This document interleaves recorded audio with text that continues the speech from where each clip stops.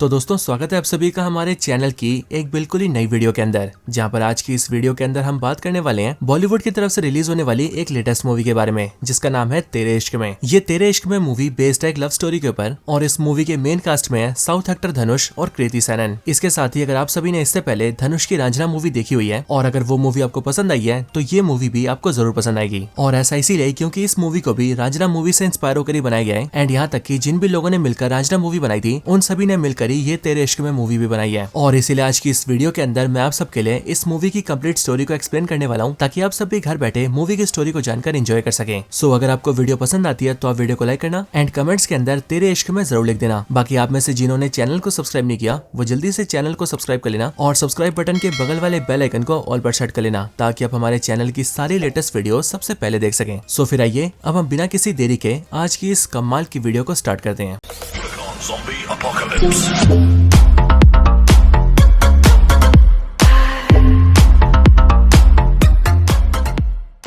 तो दोस्तों इस मूवी की स्टार्टिंग होती है इंडिया के लेह लद्दाख से एंड मूवी के स्टार्ट होते ही हम सबसे पहले एक्टर धनुष से मिलते हैं, जिनका इस मूवी के अंदर नाम होता है शंकर। हम ये जानते हैं कि शंकर इंडियन एयरफोर्स के अंदर एक फ्लाइट लेफ्टिनेंट होता है और सिर्फ ये नहीं बल्कि इस पूरे लेह लद्दाख के रीजन के अंदर जितने भी फाइटर्स होते हैं उन सारे एयरफोर्स के फाइटर्स में से शंकर सबसे बेस्ट होता है। अब दोस्तों मूवी के इसी स्टार्टिंग वाले सीन के अंदर हम ये देखते हैं कि इस टाइम पर इंडिया, पाकिस्तान और चाइना के बीच के टेंशंस काफी हाई होते हैं। साथ ही साथ ये वो वाला टाइम होता है जिस टाइम पर इंडिया और पाकिस्तान के बीच वॉर होने वाली होती है और इसीलिए इसी टाइम पर शंकर को हवा में पेट्रोलिंग के लिए भेजा जाता है। लेकिन जब शंकर अपने एयरक्राफ्ट से हवा में पेट्रोलिंग कर रहा होता है तभी वो नोटिस करता है कि इंडियन एयरफोर्स की टेरिटरी के अंदर एक चाइनीज शिप आ रहा है। हालांकि इस टाइम पर वो चाइनीज एयरक्राफ्ट इंडिया की टेरिटरी में घुसा तो नहीं होता, लेकिन जैसे शंकर उसे देखता है वैसे वो उस एयरशिप के पास जाता है और वो उस चाइनीज एयरक्राफ्ट के लोगों को धमकाने लगता है कि वो लोग इंडिया में ना घुसे और यहीं से वापस लौट जाएं। ये देखकर शंकर के सीनियर्स उसे वायरलेस के जरिए समझाते हैं कि वो ऐसा ना करें, क्योंकि उसके ऐसा एग्रेशन दिखाने की वजह से चाइना से उनकी लड़ाई स्टार्ट हो सकती है। और दोस्तों हम ये देखते हैं कि होता भी कुछ ऐसा ही है, क्योंकि चाइनीज एयरक्राफ्ट के अंदर जो भी ऑफिसर्स होते हैं वो शंकर की बात सुन के गुस्सा हो जाते हैं और इसलिए वो लोग तैयारी कर लेते हैं लड़ाई करने की। लेकिन जैसे वो ऑफिसर्स लड़ाई करने के लिए अपने एयरक्राफ्ट से बाहर आ रहे होते हैं वैसे शंकर उन सब के ऊपर अपनी मिसाइल्स को टारगेट कर देता है और फिर इसीलिए ये देखकर चाइनीज ऑफिसर्स डर जाते हैं और वो लोग वहां से वापस चले जाते हैं। लेकिन इन सब के बाद जैसे शंकर वापस लैंड करता है वैसे उसका सीनियर उससे मिलता है और वो शंकर को काफी डांटता है। हमें पता लगता है कि यहाँ पर जो शंकर का सीनियर है उसका नाम है ग्रुप कैप्टन शेखावत एंड वो यहाँ पर शंकर को डांटते हुए उससे कहता है कि उसे इतना एग्रेशन नहीं दिखाना चाहिए। वो मानता है कि शंकर एक बहुत ही बढ़िया ऑफिसर है, लेकिन इतना गुस्सा उसके लिए बिल्कुल भी ठीक नहीं है, क्योंकि ऐसा करने की वजह से वो डिसिप्लिन तोड़ता है और आने वाले टाइम में वो उन सब के लिए मुसीबत भी खड़ी कर सकता है। बाकी इसके साथ ही शंकर ने हवा में अपने सीनियर्स के ऑर्डर को भी फॉलो नहीं किया था और इसलिए ग्रुप कैप्टन शेखावत उसके ऊपर इंक्वायरी बिठाता है और वो एक एडवाइजरी देता है कि शंकर की एक डॉक्टर से काउंसलिंग करवाई जाए और जब ये मेक श्योर हो जाए कि शंकर का गुस्सा शांत हो चुका है और वो ऑफिसर बनने लायक बन चुका है तब उसके बाद ही शंकर को एयरफोर्स में फिर से एंट्री दी जाए एंड बाकी तब तक के लिए शंकर को एयरक्राफ्ट उड़ाने से मना कर दिया जाता है। अब दोस्तों इंक्वायरी बैठने के बाद ही हम ये देखते हैं कि ये इंक्वायरी की रिक्वेस्ट सीधा दिल्ली में आती है और दिल्ली में इंडियन एयरफोर्स के हेडक्वार्टर्स के अंदर हम ये देखते हैं कि यहाँ पर ये रिक्वेस्ट दी जाती है सीधा डॉक्टर मुक्ति को। हम ये देखते हैं कि डॉक्टर मुक्ति और कोई नहीं बल्कि कृति सेनन है और जैसा कि हम सभी मूवी के ट्रेलर से जानते ही हैं कि इस मूवी के अंदर शंकर और मुक्ति का ऑलरेडी बहुत ही बड़ा कनेक्शन है। लेकिन दोस्तों वो कनेक्शन क्या है ये हमें आगे पता लगेगा। अब यहाँ दिल्ली में जैसी डॉक्टर मुक्ति को शंकर की फाइल मिलती है वैसी वो फाइल के अंदर शंकर का नाम देखकर और उसकी फोटो देखकर हैरान रह जाती है। बाकी इसके साथ ही हम ये भी नोटिस करते हैं कि इस टाइम पर डॉक्टर मुक्ति प्रेग्नेंट है, लेकिन प्रेग्नेंट होने के बाद भी वो ये कहती है कि वो ये केस जरूर लेगी और वो शंकर की काउंसलिंग करने आएगी। अब इसके बाद ही हम ये देखते हैं कि डॉक्टर मुक्ति सीधा लद्दाख आती है और वहाँ आकर शंकर से मिलती है। लेकिन दोस्तों जैसी वो शंकर के सामने आती है वैसे हम ये नोटिस करते हैं कि शंकर सामने से उल्टी का बहाना बनाकर वहां से चला जाता है एंड वो अपने सीनियर से कहता है कि उसे उल्टी आ रही है। और दोस्तों यही देखकर हमें पता लगता है कि शंकर और मुक्ति के बीच पास्ट में कुछ ऐसा हुआ है जिसकी वजह से शंकर मुक्ति से बहुत ज्यादा नफरत करता है। अब दोस्तों इसके ठीक बाद ही फ्लैशबैक आता है और कहानी जाती है सीधा 7 साल पीछे दिल्ली में। प्रेजेंट टाइम से ठीक 7 साल पहले हम ये देखते हैं कि दिल्ली के कॉलेज के अंदर शंकर और मुक्ति दोनों स्टडी किया करते थे, लेकिन इस कॉलेज के अंदर इन दोनों की लाइफ बहुत ही अलग थी। मुक्ति एक बहुत ही अमीर फैमिली बैकग्राउंड से थी और वहीं पर शंकर एक काफी नॉर्मल फैमिली से बिलोंग करता था। बाकी इसके साथ ही शंकर इस पूरे कॉलेज और पूरी दिल्ली यूनिवर्सिटी का प्रेसिडेंट था एंड वो इतना ज्यादा एग्रेसिव था कि वो हमेशा मार पिटाई किया करता था। इसके साथ ही शंकर के साथ उसके 10-20 गुंडे हमेशा रहते थे, जो कि कहने को तो उसी कॉलेज के स्टूडेंट थे, बट वो शंकर के साथ मार पिटाई किया करते थे। लेकिन शंकर से हटकर मुक्ति उससे बिल्कुल अलग थी। वो एक बहुत ही शांत स्वभाव की लड़की थी और वो साइकोलॉजी की स्टडी किया करती थी। अब इसी कॉलेज के अंदर मुक्ति एक थीसिस तैयार करती है, वो भी वायलेंस के ऊपर, और इस थीसिस में वो बेसिकली 2200 पेजेस का प्रोजेक्ट तैयार करती करती है जिसमें कि वो अपने टीचर्स के सामने प्रस्ताव रखती है कि साइकोलॉजी का इस्तेमाल करके हम किसी भी आदमी के अंदर से वायलेंस को खत्म कर सकते हैं। यानी कि अगर कोई पर्सन बहुत ही ज्यादा गुस्सैल है तो तब भी साइकोलॉजी का इस्तेमाल करके उसे धीरे धीरे करके शांत किया जा सकता है और उसके मन के गुस्से को पूरी तरह से खत्म किया जा सकता है। लेकिन दोस्तों, जिस टाइम पर मुक्ति अपना थीसिस का प्रोजेक्ट बता रही होती है उस टाइम पर उसी हॉल में शंकर एक लड़के को पीटते पीटते लाता है एंड वो हॉल के अंदर ही अपने दोस्तों के साथ मिलकर उसकी बहुत बुरी तरह से पिटाई करता है, और वो भी सिर्फ इसीलिए क्योंकि वो लड़का इलेक्शंस में शंकर के खिलाफ खड़ा हो रहा था। अब दोस्तों, मुक्ति जिन टीचर्स के सामने ये सारा प्रस्ताव रख रही होती है वो जैसे शंकर का हॉल में ये ड्रामा देखते हैं वैसे वो काफी ज्यादा गुस्सा हो जाते हैं और वो मुक्ति से बोलते हैं कि किसी भी पर्सन से वायलेंस को खत्म करना इम्पॉसिबल है, और फिर इसीलिए वो मुक्ति से कहते हैं कि वो किसी और प्रोजेक्ट के ऊपर काम करें एंड इस वायलेंस वाले प्रोजेक्ट को छोड़ ही दे। लेकिन दोस्तों, मुक्ति अपनी बात पर डटी रहती है एंड फिर इसीलिए वो ये डिसाइड करती है कि अगर वो शंकर के मन से वायलेंस हटा दे, जो कि वैसे बहुत ही ज्यादा वायलेंट आदमी है, तो फिर वो इस तरीके से अपने टीचर्स के सामने अपनी रिसर्च को पूरा कर सकती है एंड उनके सामने इस बात को साबित कर सकती है कि साइकोलॉजी के इस्तेमाल से वो लोग वायलेंस को खत्म कर सकते हैं। अब दोस्तों, ये चीज मुक्ति के लिए एक चैलेंज बन जाती है और वो चैलेंज ये था कि अब उसे कुछ भी करके शंकर के अंदर के वायलेंस को खत्म करना है और शंकर को एक जीरो एंगर वाला इंसान बनाना है, ताकि वो अपने टीचर से अपने थीसिस पर अप्रूवल ले सके और उनके सामने ये बात साबित कर सके कि जो वो कह रही थी वो बिल्कुल सही कह रही थी। अब हालांकि दोस्तों, यहाँ पर शंकर की मुलाकात मुक्ति से भी होती है और उसे एक झलक में मुक्ति काफी पसंद भी आती है, लेकिन फिर इसी टाइम पर उसके लड़ाई झगड़ा करने की वजह से वहाँ पर पुलिस आती है और वो शंकर को पकड़ के वहाँ से ले जाने लगती है। लेकिन जाने से पहले शंकर मुक्ति से कहता है कि वो ऐसी लड़ाइयाँ आए दिन करता है और इसीलिए कमला नगर के पुलिस थाने में उसका रोज का आना जाना है, इसीलिए अगर वो उससे मिलना चाहती है तो वो वहाँ पर आ सकती है। अब दोस्तों, इसके आगे हम ये देखते हैं कि शंकर एंड उसके एक दोस्त जिसका नाम वेद होता है, उन दोनों को पुलिस वाले पकड़कर सीधा पुलिस थाने के सेल में डाल देते हैं। अब कुछ टाइम बाद ही पुलिस स्टेशन के अंदर शंकर का फादर आता है। शंकर के फादर को देखते ही हमें पता लगता है कि उसके फादर को और किसी ने नहीं बल्कि एक्टर प्रकाश राज ने प्ले किया है। हमें यहाँ पर पता लगता है कि शंकर का फादर पेशे से एक वकील है जो कि पास के 30,000 कोर्ट के अंदर नोटरी का काम करता है और इस काम से वो काफी कम पैसे कमाता है जिससे कि वो और उसके बेटे का सिर्फ गुजारा हो पाता है। लेकिन शंकर तब भी अपने फादर की सिचुएशन नहीं समझता और वो सिर्फ और सिर्फ लड़ाई झगड़े करता है। अब यहाँ पर शंकर का फादर उसे और उसके फ्रेंड को छुड़ाने आता है, लेकिन शंकर अपने फादर से भी गुस्से में बात करता है एंड वो अपने फादर से कहता है कि उसे उसकी हेल्प नहीं चाहिए। ये बात सुनकर शंकर का फादर वहाँ से गुस्से में चला जाता है, लेकिन फिर कुछ टाइम बाद ही पुलिस स्टेशन में मुक्ति आती है और वो शंकर एंड उसके फ्रेंड को वहाँ से छुड़ा कर लेकर जाती है। अब इसके बाद ही मुक्ति शंकर को लेकर एक जगह जाती है एंड वहाँ बैठकर उससे बातचीत करना स्टार्ट करती है। यहाँ पर मुक्ति शंकर को अपना प्रपोजल देती है एंड वो उसे कहती है कि वो एक्चुअली में एक साइकोलॉजी की स्टूडेंट है और वो इस टाइम पर इंसान के अंदर से वायलेंस को मिटाने के किसी प्रोजेक्ट पर काम कर रही है और इसीलिए वो चाहती है कि उसके इस प्रोजेक्ट के अंदर शंकर उसका साथ दे और बस उसकी कही हुई सारी बातें माने। वो शंकर को बताती है कि कॉलेज के सारे टीचर्स उसे गंदी नाली का कीड़ा कहते हैं एंड वो कहते हैं कि शंकर जैसा आदमी कभी भी नहीं सुधर सकता है, लेकिन मैं तुम्हें सुधार सकती हूँ और इसलिए मैं चाहती हूँ कि तुम मेरी बात मानो, जिसके बदले में मैं तुम्हें एक बेहतर इंसान बनाऊंगी। लेकिन मुक्ति की ये सारी बातें सुनते ही शंकर उससे कहता है कि आखिरकार मैं तुम्हारी बात मानूंगा क्यों? तुम मेरे ऊपर एक्सपेरिमेंट्स करोगी, अपने हिसाब से मुझसे काम करवाओगी, मेरे अंदर के गुस्से को शांत करोगी और मुझसे एक अच्छा इंसान तो बनाओगी, बट एक्चुअली में मुझे तो ऐसा कुछ बनना ही नहीं है। तो इसलिए तुम मुझे ये बताओ कि आखिरकार मैं तुम्हारी बात मानू तो मानू क्यों? अब शंकर की बात सुनकर मुक्ति को भी कहीं ना कहीं ये बात समझ में आती है कि उसकी दाल यहाँ पर इस तरीके से नहीं गलने वाली है और फिर इसीलिए वो भी वहाँ से चुपचाप अपने घर चली जाती है। अब अगले दिन जब ये लोग कॉलेज आते हैं तब हम ये देखते हैं कि आज के दिन कॉलेज में मुक्ति की मुलाकात जस्सी नाम के एक लड़के से होती है, जो कि कॉलेज में वैसे कोई स्टूडेंट नहीं बल्कि एक प्रोफेसर के तौर पर आता है। लेकिन ये प्रोफेसर एक पार्ट टाइम प्रोफेसर होता है जो कि आगे की स्टडी कर रहा होता है और इसीलिए कुछ टाइम बाद ये जस्सी यूएस चला जाता है ताकि वो अपनी बाकी की पढ़ाई को पूरा कर सके। बट यहाँ इस कॉलेज में जस्सी जब मुक्ति से मिलता है तब उन दोनों के बीच काफी अच्छी दोस्ती हो जाती है और वो एक दूसरे को काफी टाइम भी देने लगते हैं। हालांकि इसके बाद ही मुक्ति को फिर से ध्यान आता है कि उसे अपने थीसिस को पूरा करना है और फिर ऐसा करने के लिए वो फिर से शंकर के पास जाती है ताकि वो शंकर के अंदर के वायलेंस को खत्म कर सके। लेकिन जैसी वो शंकर तक पहुंचती है वैसी वो देखती है कि शंकर वहाँ पर अपने बहुत सारे कॉलेज के दोस्तों के साथ मिलकर पूरे कॉलेज के कैंपस में रॉकेट छोड़ रहा होता है और कॉलेज में जितने भी कपल्स होते हैं उन सबको परेशान कर रहा होता है, और वो भी सिर्फ इसीलिए क्योंकि आज के दिन वैलेंटाइंस डे होता है एंड शंकर आज के दिन किसी को भी खुश नहीं देखना चाहता। ये चीज देखकर जब मुक्ति उससे पूछती है कि आखिरकार वो ऐसा क्यों कर रहा है, तब इस बात को सुनकर शंकर मुक्ति को बताता है कि मेरे पास तो कोई गर्लफ्रेंड है ही नहीं, तो इनके पास क्यों ही छोड़ू। अब शंकर की इस बात को सुनकर मुक्ति उसे ऑफर देती है कि अगर ऐसी बात है तो मैं तुम्हारी गर्लफ्रेंड बन जाती हूँ, लेकिन हाँ सिर्फ और सिर्फ काम के लिए। सो फिर इसीलिए इस डील के तहत तुम्हें गर्लफ्रेंड मिल जाएगी और मैं अपना काम पूरा कर लूंगी। अब हालांकि शंकर मुक्ति के इस ऑफर पर भी थोड़ा आनाकानी करता है और फिर इसीलिए यह सुनकर मुक्ति को थोड़ा गुस्सा आता है एंड वो शंकर से कहती है कि इस पूरे शहर के अंदर गंदी नाली का कीड़ा सिर्फ तुम नहीं हो बल्कि बहुत सारे हैं, इसलिए अगर तुम मेरी बात नहीं मानोगे तो मैं किसी और के साथ चली जाऊंगी, किसी ऐसे के साथ जो कि मेरी बात मानेगा। ये बात सुनकर शंकर को थोड़ी सी हंसी आती है और फिर इसीलिए वो मुक्ति के इस ऑफर पर हाँ कर देता है, जिसके बाद से मुक्ति सिर्फ काम के लिए शंकर की गर्लफ्रेंड बन जाती है और इसके बदले में शंकर मुक्ति के प्रोजेक्ट में उसका साथ देने लगता है एंड उसके एक्सपेरिमेंट्स के ऊपर काम करने लगता है। अब इसके बाद ही मुक्ति शंकर के साथ रहना स्टार्ट करती है और वो धीरे धीरे करके उसे ऑब्जर्व करती है एंड वो धीरे धीरे करके ये सारी बातें जानने लगती है कि शंकर कहाँ रहता है, वो किससे बात करता है, उसके पूरे दिन का रूटीन क्या है, उसे क्या पसंद है क्या ना पसंद है, वो कहाँ जाना पसंद करता है और सबसे मेन बात वो किन किन चीजों के ऊपर गुस्सा करता है। अब ऐसा करते करते धीरे धीरे करके 2 महीने बीत जाते हैं और इन 2 महीनों के अंदर हम ये देखते हैं कि शंकर के मन में मुक्ति के लिए थोड़ी थोड़ी फीलिंग्स आने लगती है, लेकिन मुक्ति के मन में शंकर के लिए कुछ भी नहीं आता। वो इस चीज को सिर्फ अपने काम के तौर पर लेती है। लेकिन इन 2 महीनों में हम ये देखते हैं कि वो धीरे धीरे करके शंकर के अंदर काफी ज्यादा बदलाव ले आती है। लेकिन अब 2 महीने बाद एक दिन अचानक से हम ये देखते हैं कि शंकर का जो जिगरी दोस्त होता है यानी कि वेद, उसका कॉलेज के गेट के बाहर ही एक बस के कंडक्टर से झगड़ा हो जाता है। और इसीलिए ये चीज जैसी शंकर को पता लगती है वैसी वो और उसके सारे दोस्त मिलकर उस पूरी बस को फोड़ देते हैं और बस के ड्राइवर और कंडक्टर को बहुत बुरी तरह से मारते हैं। ये बात जैसी मुक्ति को पता लगती है वैसी वो भागते हुए उसके पास आती है एंड वो शंकर को रोक देती है। इसके बाद वो शंकर से कहती है कि अगर उसने और गुस्सा दिखाया तो स्कूल के टीचर्स उसके थीसिस प्रोजेक्ट को कभी भी अप्रूवल नहीं देंगे और उसके पूरे 2 महीने की मेहनत खराब हो जाएगी। और इसीलिए वो शंकर से कहती है कि चाहे कुछ भी हो जाए वो किसी पर हाथ नहीं उठाएगा और बिल्कुल गुस्सा नहीं करेगा। इसके कुछ टाइम बाद ही वहाँ पर सारे के सारे टीचर्स भी आ जाते हैं और फिर उन सबके सामने मुक्ति उस बस के कंडक्टर से कहती है कि वो सबके सामने शंकर को चाटा मारे। एंड फिर हम भी देखते हैं कि वो कंडक्टर शंकर को चाटा मारता है, लेकिन बदले में शंकर उसे कुछ भी नहीं बोलता है। अब असल में यहाँ पर मार खाने से पहले शंकर ने मुक्ति से बोला होता है कि मैं यूं ही तुम्हारी बात नहीं मानूंगा, मैं तुम्हारी बात मानूंगा, लेकिन उसके बदले में मुझे फन चाहिए, जिस बात पर मुक्ति भी राजी हो चुकी थी। और इसीलिए जैसे मुक्ति के लिए शंकर चाटा खाता है और सामने वाले को कुछ भी नहीं करता है, वैसे उसके बाद ही मुक्ति शंकर को लेकर सीधा होटल रूम जाती है और वहाँ लाकर वो शंकर से कहती है कि उसे जो फन करना है वो कर सकता है। लेकिन ये देखकर शंकर मुक्ति को मना कर देता है एंड वो मुक्ति से कहता है कि मैं जानता हूँ कि तुम अपने काम के लिए ये सब भी कर सकती हो, लेकिन तुम्हारी तरह मुझसे ये सब नहीं होने वाला। और फिर ये बोलकर शंकर वहाँ से चला जाता है। और असल में दोस्तों ये सब इसीलिए क्योंकि शंकर अब धीरे धीरे करके मुक्ति से प्यार करने लगा है। अब इसके अगले दिन कॉलेज में हम ये देखते हैं कि शंकर की वजह से अब मुक्ति के थीसिस पेपर पर टीचर्स ने साइन कर दिए थे, जिस वजह से मुक्ति अपने प्रोजेक्ट में पास हो गई थी और अब फाइनली वो साइकोलॉजी की डॉक्टर बन चुकी थी। ये देखकर मुक्ति बहुत ज्यादा खुश होती है और इसीलिए वो जल्दी से शंकर से जाकर मिलती है और उसे गले लगाकर हंसते हुए लव यू बोलने लगती है। एंड शंकर से कहती है कि तुम्हारी वजह से आज मेरा बहुत बड़ा काम हो गया। यहाँ पर शंकर पहले मुक्ति की बात सुनता है एंड फिर उसके बाद ही वो मुक्ति को अपने दिल की बात बताता है। वो मुक्ति से कहता है कि तुम्हें पता है मुझे इतना गुस्सा क्यों आता है? असल में मुझे इतना गुस्सा इसीलिए आता है क्योंकि आज से बहुत साल पहले जब मैं छोटा था और सिर्फ 10 साल का था, तब मेरी आंखों के सामने मेरी माँ जलकर मर गई थी। मैंने अपनी आंखों से अपनी माँ को जलकर मरते हुए देखा और इसीलिए वो दर्द मुझे भी महसूस हुआ और फिर इसीलिए उसके अगले दिन से ही हर रोज मैं जलने लगा एंड मुझे जलन की दर्द होने लगी और यही चीज कारण बनी मेरे इतने गुस्सैल होने का, जिस वजह से मैं अपने गुस्से पर काबू नहीं कर पाता था। लेकिन मुक्ति तुमने मुझे पूरी तरह से बदल दिया है। मुक्ति मैं तुमसे बहुत प्यार करता हूँ और मैं चाहता हूँ कि मैं हमेशा तुम्हारे साथ ही रहूं। लेकिन दोस्तों हम ये देखते हैं कि मुक्ति शंकर की इन बातों को सुनकर हैरान रह जाती है क्योंकि एज ऑफ कोर्स शंकर को तो मुक्ति से बहुत ज्यादा प्यार था, लेकिन मुक्ति शंकर से एक ढेले का भी प्यार नहीं करती थी। अब इसी पॉइंट ऑफ टाइम पर कॉलेज के गेट पर मुक्ति का एक दोस्त आता है जो कि जैसे मुक्ति को आवाज लगाता है वैसे मुक्ति शंकर को छोड़ के वहाँ से चली जाती है और अपने दोस्त की गाड़ी में बैठ के वहाँ से निकल जाती है। ये देखकर मानो शंकर का दिल पूरी तरह से टूट जाता है और फिर इसीलिए शंकर रात को अपने दोस्तों के साथ बैठकर शराब पीता है और इस बात का गम मनाता है कि मुक्ति ने उसे धोखा दिया है। अब इसी टाइम पर शंकर का एक दोस्त उसके पास आता है एंड वो शंकर को बताता है कि जो लड़का आज मुक्ति को अपनी गाड़ी में बिठाकर ले गया वो उसके बारे में सारी जानकारी निकाल कर लाया है। वो लड़का असल में मुक्ति के फादर के दोस्त का बेटा है और वो मुक्ति के साथ बचपन से ही फ्रांस में पढ़ाई किया करता था और उसके सुनने में तो ये भी आया कि उनके दोनों पिताओं ने उनकी शादी तक तय कर दी है। ये बात सुनकर शंकर को बहुत ज्यादा गुस्सा आता है एंड उसे जैसे ये पता लगता है कि इस टाइम पर वो मुक्ति के साथ किसी बार के अंदर है, वैसे शंकर जल्दी से उन दोनों से बहस करने जाता है और फिर उस बार के अंदर वो मुक्ति और उसके दोस्त से काफी बहसबाजी करता है एंड वो मुक्ति से कहता है कि मैंने तुमसे प्यार किया था लेकिन तुमने मुझे धोखा दिया है। एंड फिर इन सारे ड्रामे के बाद शंकर वहाँ से चला जाता है। अब दोस्तों मुक्ति एक साइकोलॉजी की डॉक्टर है, इसीलिए वो जानती है कि शंकर के साइकोलॉजी वाले लोग क्या क्या कर सकते हैं और अब इसीलिए मुक्ति ये डिसाइड करती है कि उसे शंकर के घर जाकर उससे मिलना चाहिए एंड उसे बात करके उसे सब कुछ समझाना चाहिए और उसे कह देना चाहिए कि उसका और मुक्ति का कोई मेल नहीं है, इसलिए शंकर अपनी लाइफ में आगे बढ़ जाए। अब इस बात को सोचकर जैसी मुक्ति शंकर के घर जाती है वैसी वो ये देखती है कि शंकर एक बहुत ही छोटे और पुराने से घर में रहता है और जब वो शंकर के घर पहुंचती है तब वो ये देखती है कि शंकर इस टाइम पर अपने फादर और अपने दोस्त वेद के साथ डिनर कर रहा होता है। अब यहाँ पर ही मुक्ति शंकर से ये बोलने आई होती है कि वो उससे प्यार नहीं करती है और इसीलिए शंकर को भी इस बात को समझना चाहिए एंड अपनी लाइफ में आगे बढ़ना चाहिए। लेकिन अब क्योंकि इस टाइम पर शंकर के साथ उसके फादर भी होते हैं, इसलिए मुक्ति यहाँ पर शंकर से ये सारी बातें नहीं बोल पाती है और सिर्फ ये नहीं बल्कि मुक्ति शंकर को अगले दिन अपने घर बुला लेती है एंड वो उससे कहती है कि वो उसके घर आकर उसके फादर से बात कर सकता है। ये बोलकर मुक्ति वहाँ से चली जाती है। अब मुक्ति ये बोलकर जैसी वहाँ से जाती है वैसे उसके बाद ही शंकर, उसका फादर और उसका फ्रेंड वेद बहुत ज्यादा खुश हो जाते हैं। साथ ही साथ वो खुशी के मारे नाचने लगते हैं और वो ये सोचने लगते हैं कि शायद से मुक्ति को शंकर से प्यार हो गया है और इसीलिए वो शंकर को अपने फादर से मिलने बुला रही है। अब इसके बाद ही अगले दिन शंकर बिना देरी किए मुक्ति के फादर से मिलने उनके घर जाता है। लेकिन जैसी मुक्ति का फादर शंकर से मिलकर उससे बातचीत करता है वैसे वो शंकर को नीचा दिखाने लगता है और वो उससे पूछता है कि आखिरकार वो कितने पैसे कमाता है और काम क्या करता है। लेकिन अब क्योंकि शंकर के पास कोई भी ढंग की जॉब नहीं होती और वो टपोरीगरी करता है, इसीलिए इन बातों को लेकर मुक्ति का फादर शंकर की काफी बेइज्जती करता है। साथ ही साथ वो शंकर को ये भी बताता है कि वो और कोई नहीं बल्कि एक जॉइंट सेक्रेटरी है और एक जॉइंट सेक्रेटरी इतना बड़ा ऑफिसर होता है कि उसके नीचे आईएएस और आईपीएस ऑफिसर्स भी आते हैं। अब इन बातों को सुनकर शंकर ये समझ जाता है कि मुक्ति का फादर उसे नीचा दिखा रहा है और इसीलिए शंकर मुक्ति के फादर से बोलता है कि आप जिस पोजीशन पर है वहाँ पर आने के लिए मुझे क्या करना पड़ेगा। ये बात सुनकर मुक्ति का फादर उससे कहता है कि मुझ तक आने के लिए तुम्हें सबसे पहले आईएएस ऑफिसर बनना होगा, लेकिन एक आईएएस ऑफिसर बनने के 3 स्टेप्स होते हैं, पहला प्रीलिम्स, दूसरा मेंस और फिर उसके बाद इंटरव्यू। लेकिन मुक्ति का फादर शंकर से कहता है कि अगर वो प्रीलिम्स भी पास कर लेता है तो फिर उसके बाद ही वो अपनी बेटी मुक्ति की शादी शंकर से करवा देगा। अब शंकर इस चीज को अपने ईगो पर लेता है एंड वो मुक्ति के फादर से कहता है कि अब वो मुक्ति को उसी दिन फोन करेगा जिस दिन वो IAS के प्रीलिम्स को पास कर लेगा। हालांकि इस बात को सुनकर मुक्ति शंकर को रोकती है एंड वो उसे समझाती है कि जो वो करना चाह रहा है वो इतना भी आसान नहीं है, क्योंकि हर साल लाखों बच्चे IAS का प्रीलिम्स देते हैं बट उनमें से सिर्फ 1-2% ही पास होते हैं। लेकिन तब भी शंकर मुक्ति की बात नहीं सुनता और वो मुक्ति से कहता है कि अब वो उसे उसी दिन फोन करेगा जिस दिन वो प्रीलिम्स पास कर लेगा। अब दोस्तों इसके बाद ही हमें पता लगता है कि शंकर को UPSC के बारे में कुछ भी नहीं पता होता, यहाँ तक कि उसे तो UPSC और IAS की फुल फॉर्म तक नहीं पता होती। लेकिन तब भी वो धीरे धीरे करके सारी जानकारी इकट्ठा करता है और किताबें खरीद खरीद के IAS की पढ़ाई शुरू करता है। इसके बाद शंकर 2 बार एग्जाम में फेल भी होता है, लेकिन वो तीसरी बार में प्रीलिम्स पास कर लेता है एंड फिर उसी दिन वो मुक्ति को फोन करके उससे मिलने जाता है। लेकिन शंकर जैसी मुक्ति से मिलने उसके घर जाता है वैसे उसकी आंखें फटी की फटी रह जाती हैं। और वो इसीलिए दोस्तों क्योंकि शंकर की तैयारी के बीच अब 3 साल बीत चुके थे और इन 3 सालों के अंदर जो मुक्ति थी वो US चली गई थी एंड वहां जाकर अपने आगे की पढ़ाई को पूरा करी थी। जिस दौरान उसकी मुलाकात वहां पर फिर से जस्सी से हुई एंड वहां पर उससे और जस्सी को आपस में प्यार हो गया और आज के दिन ही वो दोनों मुक्ति के घर पर अपनी एंगेजमेंट कर रहे होते हैं। इसलिए ये देखकर शंकर से सहा नहीं जाता और इसीलिए वो सबके सामने मुक्ति को बुरा भला बोल के वहां से चला जाता है। लेकिन शंकर से फिर भी इस बात को सहा नहीं जाता, इसीलिए वो कुछ टाइम बाद ही पेट्रोल बॉम्ब्स को लेकर वापस मुक्ति के घर में घुसता है और पूरे घर के अंदर पेट्रोल बॉम्ब्स का इस्तेमाल करके आग लगा देता है। अब ये देखकर मुक्ति बहुत ज्यादा घबरा जाती है और उसे ये समझ में आ जाता है कि हो नाउ शंकर ने अपना प्रीलिम्स पास कर लिया है एंड इसीलिए वो जल्दी से जाकर अपना लैपटॉप खोलती है और रिजल्ट में चेक करके देख लेती है कि शंकर सच में पास हो चुका है। पर इतने में शंकर हर तरफ आग लगाता हुआ जल्दी से मुक्ति के पास आता है और उसे जबरदस्ती पकड़ के उससे कहता है कि मैंने तुम्हें कहा था कि जब मैं प्रीलिम्स पास कर लूं तब तुम मेरा फोन जरूर उठाओगी, लेकिन आज के दिन तुमने मेरा फोन नहीं उठाया और तुम तो किसी और से शादी करने की तैयारी कर रही हो और इसीलिए ये चीज देखकर मुझसे आज सहा नहीं जा रहा है। मुझे ऐसा लग रहा है कि मेरी पूरी बॉडी आग से जल रही है, मुझे जलन महसूस हो रही है। मुझे बिल्कुल समझ नहीं आ रहा कि मैं तुम्हारे साथ क्या करूं, मैं तुम्हें किस करूं,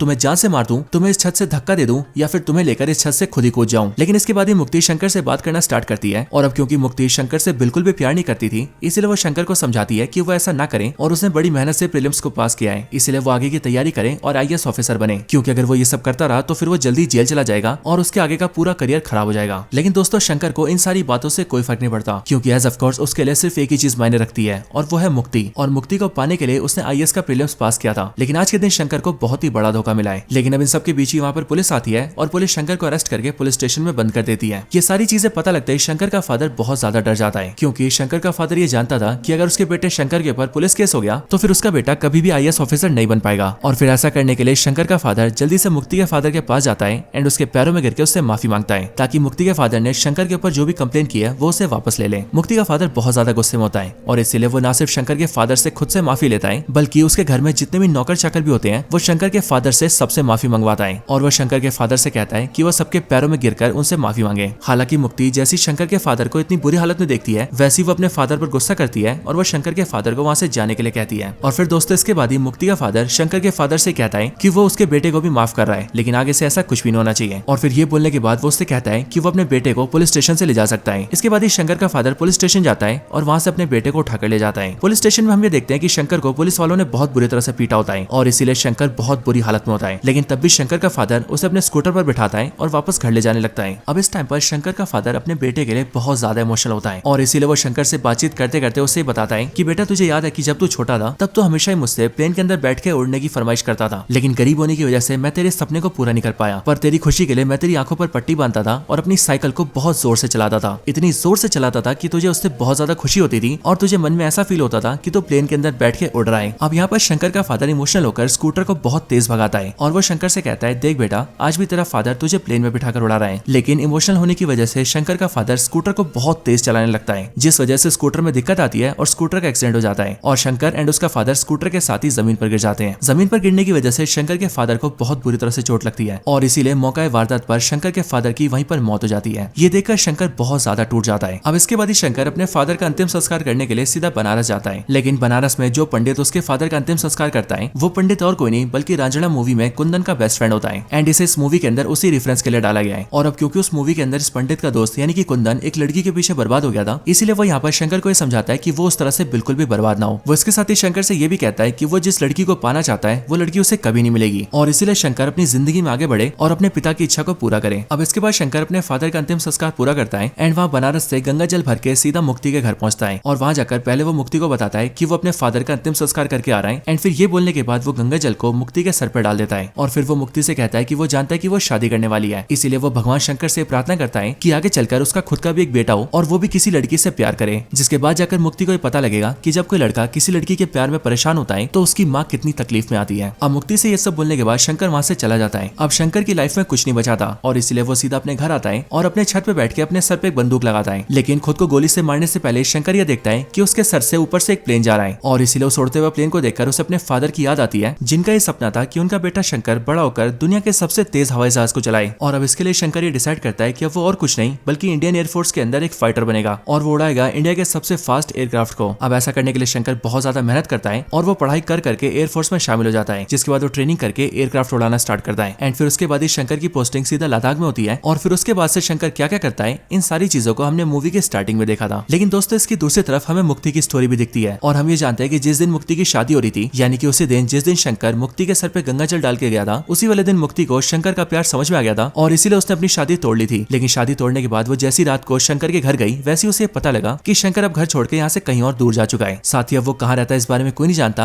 और अब वो किसी के कॉन्टेक्ट में भी नहीं है। अब इस चीज के बारे में सोच सोचकर मुक्ति ज्यादा परेशान होने लगी। वो धीरे धीरे करके शराब पीने लगी और धीरे धीरे करके उसने अपनी पूरी हेल्थ खराब कर ली। लेकिन मुक्ति का फादर ये चाहता था कि मुक्ति शादी कर ले और अब इसीलिए अपने फादर की बात मानते हुए मुक्ति जस्सी से शादी कर लेती है, जिसके बाद आगे चलकर वो प्रेग्नेंट भी होती है और मुक्ति को ये पता लगता है कि बहुत ही जल्द उसका एक बेटा होने वाला है। लेकिन मुक्ति ने शराब पी पीकर अपनी हालत इतनी खराब कर ली थी कि अब उसे ब्लड कैंसर हो चुका था। यहाँ तक कि मुक्ति की हालत इतनी ज्यादा खराब हो चुकी थी कि उसे देखकर उसका फादर भी उस बात को सहन नहीं कर पाता और उसके फादर को भी हार्ट अटैक आने लगते हैं, जिस वजह से मुक्ति का फादर भी अपनी आखिरी सांसें गिन रहा होता है। और दोस्तों इसके बाद क्या हुआ इसे हमने मूवी के स्टार्टिंग में देखा ही था, क्योंकि इसके बाद अचानक से एक दिन मुक्ति को शंकर की फाइल मिली। उसने शंकर का केस अपने हाथों में लिया और फिर वो शंकर से मिलने एंड उससे माफी मांगने सीधा लद्दाख आ गई, वो भी शंकर के पास। अब ये सारी कहानी खत्म होकर प्रेजेंट टाइम आता है और यहाँ पर मुक्ति शंकर से जाकर बातचीत करती है। मुक्ति को देखकर शंकर बहुत ज्यादा गुस्से में होता है, लेकिन मुक्ति शंकर को समझाते हुए कहती है कि शंकर मेरी बात समझो, कोई भी लड़की हमेशा एक राजकुमार के सपने देखती है, बल्कि ना ही किसी मजदूर के। और इसीलिए शंकर मैं भी हमेशा से ऐसे लड़के का सपना देखती थी जो कि मेरी बराबरी का हो और वो मुझे खुश रखे। एंड इसी वजह से मुझे तुमसे कभी प्यार नहीं हुआ, लेकिन सच बताऊं तो धीरे धीरे करके मैं तुमसे प्यार करने लगी थी। और आज जो मेरी जो हालत है वो कहीं ना कहीं तुम्हारी वजह से ही है, क्योंकि तुम्हारी वजह से ही मैं इतनी ज्यादा शराब पीने लगी और मैंने अपनी हालत ऐसी कर ली। बट दोस्तों हम ये देखते हैं कि मुक्ति की इन सारी बातों को सुनकर शंकर हंसने लगता है और इसीलिए शंकर को देखकर मुक्ति उससे कहती है कि मैं जानती थी कि जब मैं तुमसे ये सब बोलूंगी तो तुम मुझ पर हंसोगे। और इसीलिए शंकर ना तो आज मैं तुमसे अपने प्यार का इजहार करने आई हूँ एंड ना ही मैं तुमसे कोई माफी मांगने आई हूँ, बल्कि आज के दिन मैं यहाँ पर आई हूँ अपने बेटे के लिए। असल में दोस्तों मैंने आपको बताया था कि ये वो टाइम है जिस टाइम पर इंडिया और पाकिस्तान के बीच वॉर स्टार्ट होने वाली थी और इसलिए यहाँ पर मुक्ति शंकर से कहती है कि उसका हस्बैंड जस्सी नेवी में है और उसे इस टाइम पर INS विजय में लड़ने के लिए भेजा गया है। इसलिए हो सकता है कि इस बच्चे का फादर यानी कि जस्सी वापस जिंदा ना आए, लेकिन इसके साथ ही तुम भी एयरफोर्स के पायलट हो और इसीलिए आज के दिन अगर मैंने तुम्हारी फाइल पर साइन कर दिया तो तुम भी सीधा वॉर लड़ने चले जाओगे, जिसके बाद तुम भी जिंदा बचोगे या फिर नहीं ये कोई नहीं जानता। एंड इसीलिए शंकर मैं तुम्हारी फाइल पर साइन नहीं करना चाहती, मैं चाहती हूँ कि तुम ये वॉर छोड़ दो और तुम मेरे बच्चे को संभाल लो। अब यहाँ पर शंकर मुक्ति की बात मानने के लिए पूरी तरह से मुकर जाता है, लेकिन अगले पल मुक्ति की तबीयत खराब हो जाती है एंड उसकी बॉडी से ब्लड निकलने लगता है, जो देखकर शंकर का दिल पसीज जाता है और वो ये समझ जाता है कि हो ना हो कुछ ही टाइम में मुक्ति की डिलीवरी होने वाली है। इसीलिए वो मुक्ति को जल्दी से उठाकर हॉस्पिटल के अंदर लेकर जा रहा होता है। यहाँ पर रास्ते में मुक्ति फिर से शंकर से वादा करने को कहती है कि वो उसके बाद उसके बेटे को संभाल लेगा, लेकिन शंकर मुक्ति से कहता है कि अगर उसने उसके बेटे को संभाला तो उसका बेटा गंदी नाली का कीड़ा कहलाएगा, क्योंकि वो खुद भी एक गंदी नाली का कीड़ा है। लेकिन ये सुनकर मुक्ति शंकर से कहती है कि उसने खुद ने एक गंदी नाली के कीड़े को एक इंसान बनाया है और वो इंसान आज की तारीख में इंडियन एयरफोर्स का बेस्ट पायलट है और इसलिए वो ये जानती है कि उसका बेटा शंकर के साथ पूरी तरह से खुश रहेगा। बट इन सारी बातों को सुनने के बाद शंकर मुक्ति से कहता है कि तुम्हें ये सब सोचने की कोई जरूरत नहीं है, क्योंकि आज के दिन मैं वॉर पर जाऊंगा और अपने देश के दुश्मनों से लड़ूंगा, क्योंकि अब मेरा एक ही फर्ज है, वो है देश की हिफाजत करना। और रही बात तुम्हारे बेटे की, तो उसकी हिफाजत उसका बाप करेगा, यानी कि जस्सी, और उसके रहते जस्सी को कुछ नहीं होगा। और फिर दोस्तों ये वादा करने के बाद वो मुक्ति से अपने पेपर्स पर साइन करवाता है एंड फिर से लड़ने के लिए चला जाता है। इसके बाद ही शंकर जल्दी से अपने एयरक्राफ्ट के अंदर बैठता है और सीधा इंडियन नेवी के पास पाकिस्तानियों से फाइट करने जाता है, जहाँ पर जस्सी ऑलरेडी INS विजय के अंदर बैठकर पाकिस्तानियों से फाइट कर रहा था और इस पॉइंट ऑफ टाइम पर पाकिस्तानी फ्रिगेट्स INS विजय पर भारी पड़ रहे थे। लेकिन शंकर और उसके साथियों के आने के साथ ही वो सभी लोग मिलकर पाकिस्तान के सारे फ्रिगेट्स को डिस्ट्रॉय कर देते हैं और एक एक करके उन्हें खत्म कर देते हैं। लेकिन फिर इसके बाद ही पाकिस्तान का एक आखिरी फ्रिगेट बचता है, बट उसे खत्म करने के लिए शंकर के एयरक्राफ्ट के अंदर वेपन्स खत्म हो जाते हैं। ये चीज देखकर शंकर के सीनियर्स उसे वापस आने के लिए कहते हैं, क्योंकि उसके पास और वेपन्स नहीं होते। बट शंकर उनकी बात नहीं मानता और वो सीधा अपने एयरक्राफ्ट को लेकर सीधा पाकिस्तान के फ्रिगेट में टकरा जाता है, जिसकी वजह से पाकिस्तान का फ्रिगेट तो डिस्ट्रॉय होता है बट उसके साथ ही शंकर भी मारा जाता है। लेकिन ऐसा करके वो जस्सी को बचा लेता है। और फिर इधर दूसरी तरफ हम भी ये देखते हैं कि मुक्ति के बेटे की सक्सेसफुल डिलीवरी हो जाती है, लेकिन डिलीवरी देने के बाद ही मुक्ति मर जाती है। और फिर दोस्तों इस तरह से इस पूरी प्रेम कहानी में शंकर और मुक्ति दोनों अपनी जान दे देते हैं एंड फिर इसके साथ ही ये पूरी मूवी यहीं पर खत्म हो जाती है। तो दोस्तों यही थी वीडियो तेरे इश्क में मूवी की फुल स्टोरी के ऊपर। आपको वीडियो कैसी लगी ये आप मुझे कमेंट्स में जरूर बताना और आपको वीडियो पसंद आई हो तो आप वीडियो को लाइक जरूर करना। बाकी मैं आपसे मिलता हूँ ऐसी किसी और बेहतरीन वीडियो में, तब तक के लिए गुड बाय।